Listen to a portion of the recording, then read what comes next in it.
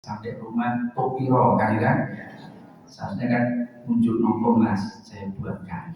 Mau mandi siapkan air panas. Saya ada satu pertanyaan.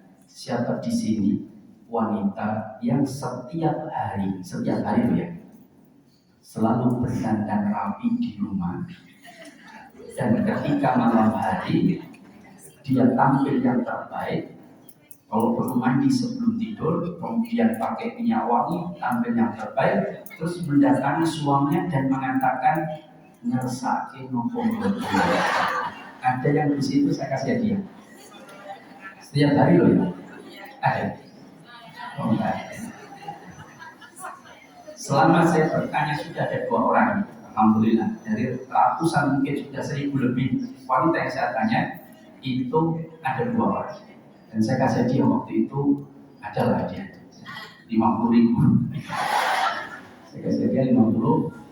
Karena itu betul-betul suaminya senang pas. Dan saya yakin suaminya awet nom. Dia tidak.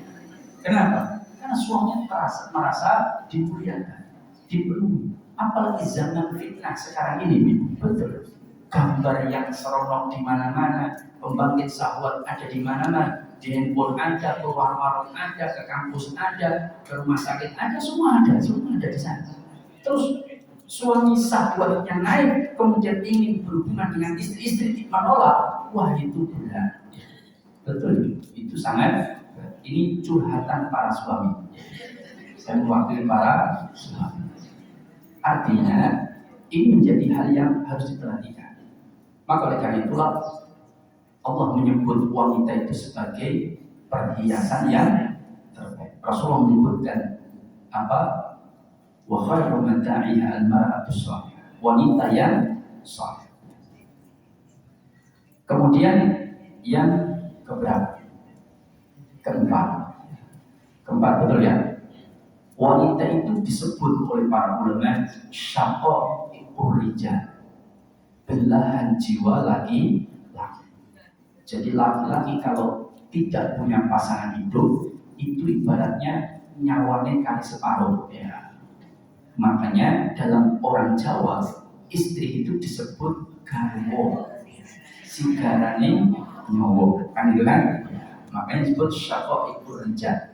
Wanita itu separuhnya. Di balik kesuksesan ketokohan seorang laki-laki, ada di balik mereka penguat, yaitu istri. Makanya betapa pentingnya peranan wanita dalam kehidupan. Kenapa? Dia menjadi separuh nyawanya laki-laki. Artinya sebagai belahan jiwanya. Makanya laki-laki itu kuat, lemah itu juga kadang-kadang di balik dirinya, yaitu seorang wanita. Bahkan kata para ulama, di balik orang-orang besar itu ada wanita. Coba, siapa yang mendidik dan menghantarkan Al-Imam Malik rahimahullah, Imam Darul Hijrah? Itu siapa? Ibunya, karena bapaknya sudah wafat sejak kecil. Siapa yang berhasil mendidik seorang ulama besar, Al-Imam Syafi'i? Itu ibunya. Karena beliau lahir dalam keadaan yatim. Itu ibu. Jadi lahirlah orang-orang besar itu dari wanita. Makanya kata para ulama, kalau kita ingin punya anak yang soleh dan solehah, maka perhatian yang paling pertama kali dilakukan apa? Memilih pasangan hidup. Dan Rasulullah sudah memberikan aturan mainnya. Tunkahul mar'atu li arba. Wanita itu dinikahi karena 4 perkara. Pertama, li jamaliha, karena kecantikannya. Yang kedua, limaliha, karena hartanya. Yang ketiga, li nasabiha, karena nasab. Oh, anak keturunan ningrat, darah biru. Kalau kebeler, darah biru. Kemudian yang keempat, li diniha, karena agamanya. Maka Rasulullah menyatakan fatbar bidati din, dari berdianya. Tekankan pada agamanya, maka aku akan mendapatkan kebahagiaan. Semuanya akan ditangani kalau engkau memperhatikan agama. Yang pertama kali diperhatikan ketika kita mau mencari menantu, jadi kalau cari menantu perempuan untuk anak laki-lakinya, yang pertama diperhatikan apa ya? Wajahnya, fisiknya. Itu laki-laki kalau mau menikahi seorang wanita, itu yang paling pertama kali dilihat adalah fisiknya dulu. Misalkan kalau mau ditaruhkan itu mas, fotonya kan juga, supaya apa? Secara fisik itu dia ada chemistry atau tidak, paham? Ada apa namanya? Ketertarikan atau tidak, itu normal wajar. Namanya itu sesuatu hal yang fitrah basyariah. Daripada dia mengatakan pasrah bongkoan setelah ketemu di malam pertama nangis, ya tidak? Loh, ini terjadi loh. Saya pernah diceritai pelakunya sendiri. Saya punya teman, sekarang jadi seorang kiai muda. Dia dulu cerita sama saya. Saya itu biar ketika mulai muncul pasar karo kiaiku. Pak Kiai pulau patos ke garwo, sing penting pulau manut. Lah jalan pun panen kau ngomong kan, sing kau ngomong kata saya bilang pun pulau manut Pak Kiai. Sing penting saya nikah. Maka kata Pak Kiainya, Yowis, nanti hari Kamis pada maghrib Rene tak akan ijab kabul kan? Ya, akhirnya betul datang saya. Terus dijab kabulkan, istri saya didandani di dalam ruangan, kemudian ketika saya ijab kabul baru pertemukan. Apa yang ketika ketemu malam pertama, seminggu saya tidak sentuh istri saya. Kenapa saya kaget? Wajahnya tidak jauh dari harap. Minimal standar juga kata dia. 11 orang standar kata dia. Saya itu tidak sentuh sampai hampir seminggu lebih mungkin. Saya lupa. Pokoknya sekitar sepekan. Itu nggak disentuh sama sekali. Nah, itu nggak boleh seperti itu. Kalau dia itu mau menikah, itu lihatlah. Kata Rasulullah, "Fandur ilayya", lihatlah kepada wanita yang akan kau nikahi, supaya kamu ada chemistry enggak. Kalau kamu sudah mengatakan iya, itu akan menjawab paham di apa? Dimuliakan, dicintai sebagaimana engkau telah memilih dia. Jangan kemudian barang dipilih gelo ya tidak. Bandingnya sama Liminggu, Sahrukan, ya hancur wajah suaminya.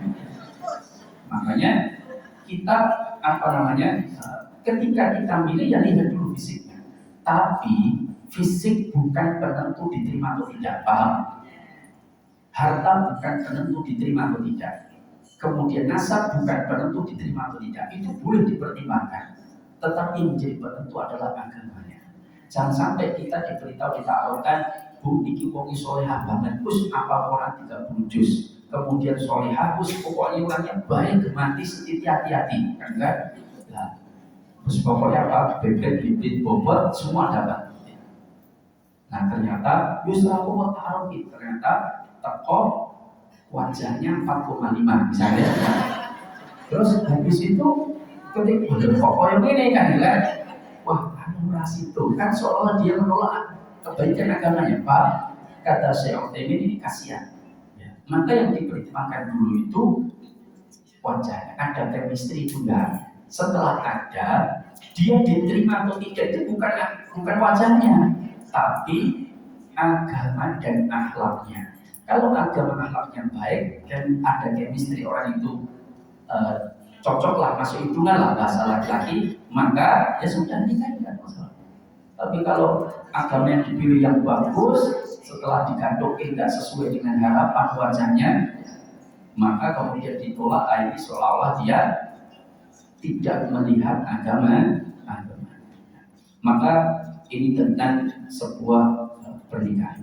Wanita itu disebut dalam Islam sebagai syaqaiqur rijal, belahan jiwa laki-laki. Nah, maka yang pertama kali dilihat dari wanita itu adalah secara fisiknya, tapi penentunya adalah agama. Nah sekarang jadi kedudukan sudah berapa? Sudah 4. Kita sampai jam berapa? Setengah 11. Jam setengah 11. Ada pertanyaan dulu sebelum saya teruskan. Monggo kalau ada pertanyaan. Kenapa? Allah memuliakan wanita tadi yang kedua kan? Bukti yang kedua.